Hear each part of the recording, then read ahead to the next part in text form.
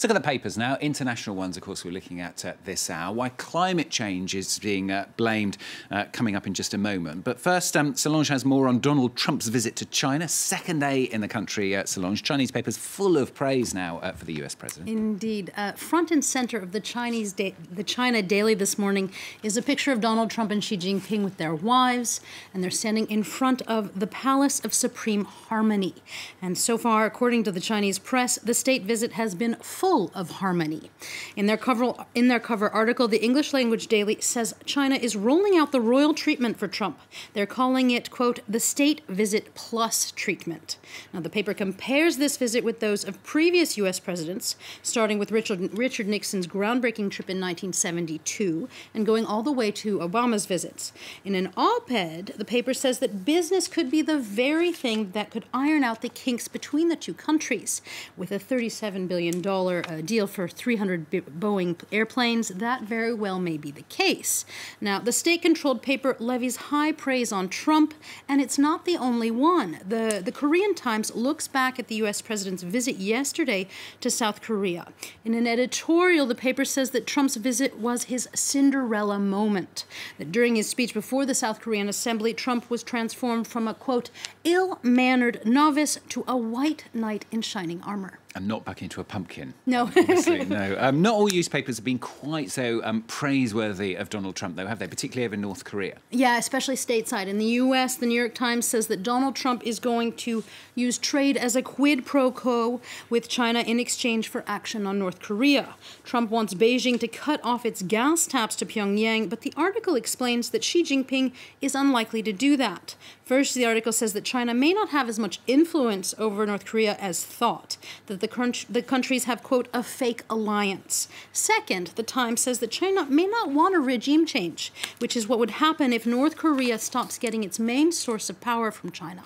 Now, why doesn't China want a regime change? Well, the Times says that getting rid of Kim Jong-un would increase the likelihood of a unified Korea, one that is democratic, capitalist, closely allied to the U.S., and to boot, a nuclear power.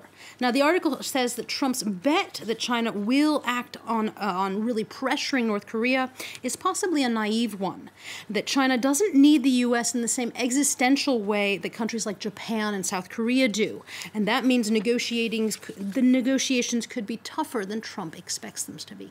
Now, Solange has found a piece on the site Slate has a similar take today on the challenges that Trump will be facing behind-the-scenes talks, of course, with Xi Jinping. Yeah, lost in Asia.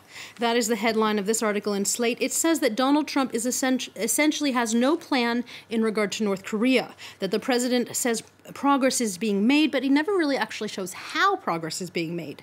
The article quotes Trump as saying, quote, things will work out in regard to the nuclear threat. But Slate argues that sometimes things just don't work out, and that the president's empty rhetoric, lack of preparation, and brushing off direct talks with Pyongyang mean that, according to Slate, for now, things are going to continue to escalate and could potentially not turn out well.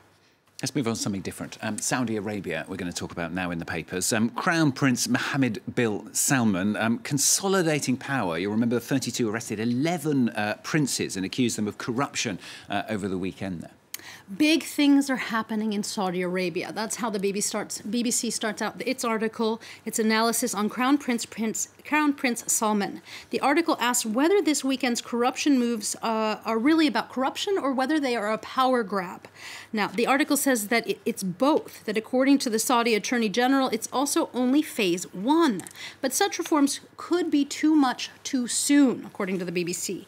The article says that Salman is creating enemies by ruthlessly throwing in doubt the entire network of alliances.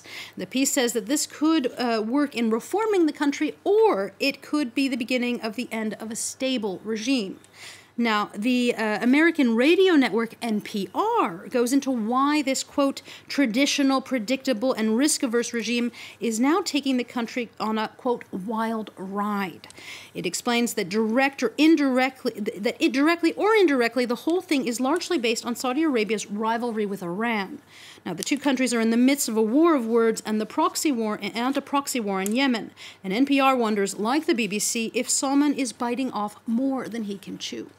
Now, I've got a question for you, the viewer, now. Are you a dog person? Are you a dog person, Solange? Yes, I am. That's why you picked this story out, isn't it? Okay. For all dog lovers out there, the world's largest dog fair, it's that big, is being held this week in Germany. Now, if you love dogs, you should head to Leipzig this week. Nearly 25,000 dogs are on show in the German city. Yeah, that's a lot.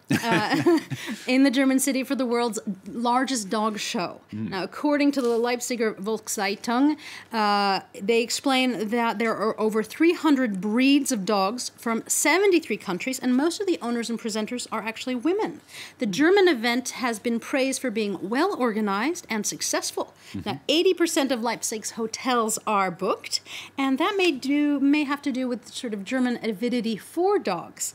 The Deutsche Welle explains that many breeds were actually created in Germany, and it includes Great Danes, Boxers, Dachshunds, Rottweilers, Schnauzers, and the list goes on and on and on. Imagine the noise. Yes, a lot of barking. Thank you very much, Solange. Solange Mugin with the papers on France 24. Latest news coming up in just a second. Stay with us.